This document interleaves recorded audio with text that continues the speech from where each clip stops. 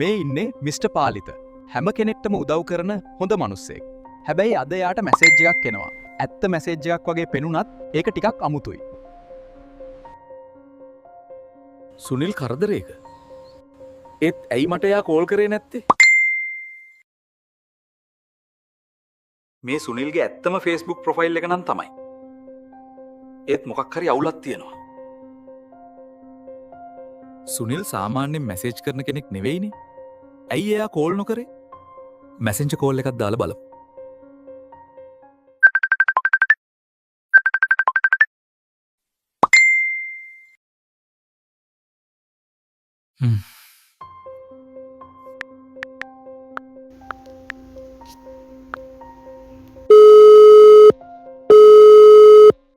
පාලිත අයියා කියන්න කොහොමද? සුනිල් ඔයා එයාපෝට් එකද ඉන්නේ? නෑ මම ගෙදර ඇයි එහෙම ඇහුවේ? මං හිතන්නේ කවුරු හරි ඔයාගේ Facebook account එක පාවිච්චි කරලා සල්ලි ඉල්ලනවා. මං හිතන්නේ ඒක කවුරු හරි හැක් කරලා එහෙනම්.